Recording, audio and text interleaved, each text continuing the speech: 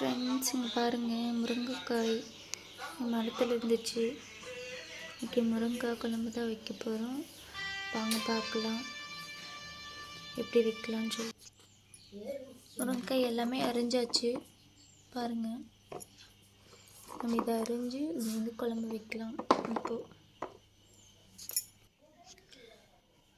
நீங்கள் சின்ன வெங்காயம் இருந்தால் சின்ன வெங்காயம் போடலாம். அப்படி இல்லை அப்படின்னா பெரிய வெங்காயம் கூட ஆட் பண்ணிக்கலாம், நல்லாயிருக்கும்.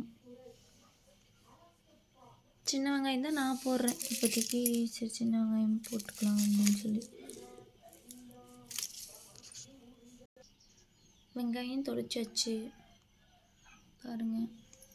கருவேப்பிலை இப்படி வெங்காயத்தை ஸ்லைஸாக அப்படியே கட் பண்ணி வச்சுக்கணும். அப்புறம் வாங்க பார்க்கலாம். எண்ணெய் ஊற்றி கடுகு போட்டுச்சு. தக்காளி பழம் அரிஞ்சு வச்சுருக்கு.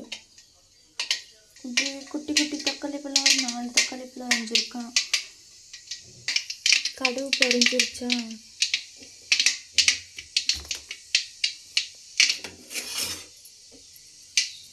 கருவேப்பிலை, அப்புறம் வெங்காயம், மிளகாய் எல்லாம் ஆட் பண்ணிக்கணும்.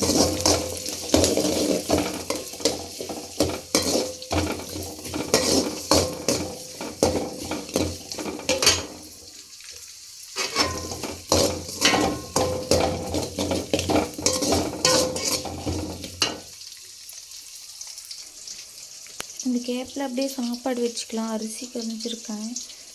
அரிசிக்கு தண்ணி ஊற்றிட்டேன். அப்படியே வந்துட்டுருக்கா. இப்போ வந்து நம்ம தக்காளி பழம் ஆட் பண்ணிக்கலாம்.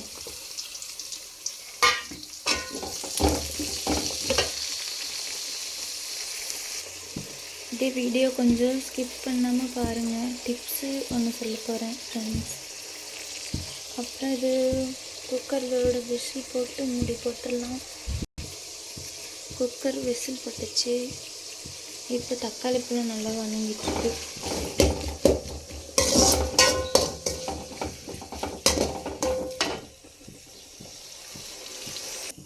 முருங்கைக்காய் ஆட் பண்ணிக்கலாம். முருங்கைக்காய் இதை வேவிச்சும் போடலாம், நீங்கள் அப்படியே கூட போடலாம், உங்களோட விருப்பம்.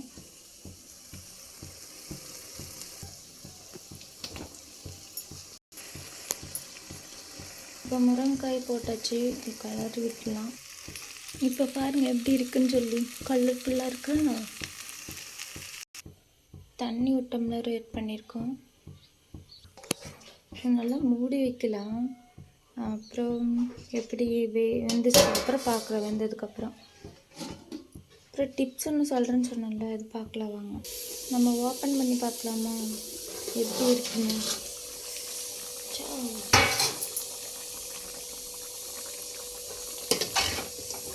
முருங்கைக்காயும் வந்து எலும்பு அதிகமாக ஆரோக்கியமாக இருக்கும். முருங்கைக்காய் வந்து வாரத்தில் 2 முறை சாப்பிட்டு வந்தால் கால்சியம் சத்து அதிகமாக உள்ளது. வளரும் குழந்தைகளுக்கு முருங்கைக்காய் கொடுத்து வந்தால் எலும்பு வந்து பலமாக இருக்கும். இரும்பு சத்து அதிகமாக உள்ளது. இரத்தத்தில் உள்ள வெள்ளை அணுக்களை அதிகமாக மேம்படுத்தும்.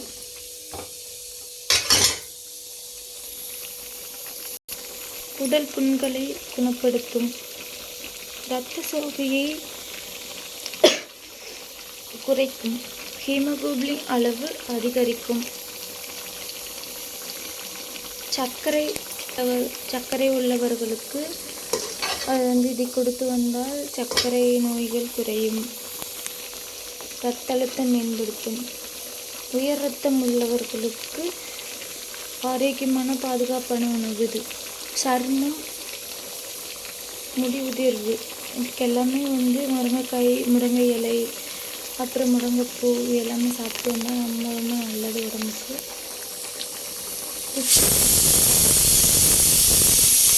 லைக் பண்ணிக்கோங்க ஃப்ரெண்ட்ஸ். தண்ணி கொஞ்சம் உப்பு கொஞ்சம் போட்டுக்கலாம். உப்பு நம்ம போட்டதை வந்து காமிக்கல, அதனால போடுறேன். கொஞ்சம் கம்மியாக இருக்குது.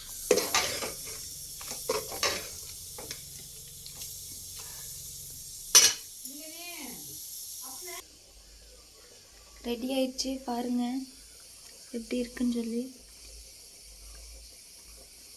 சூப்பராக இருக்குது.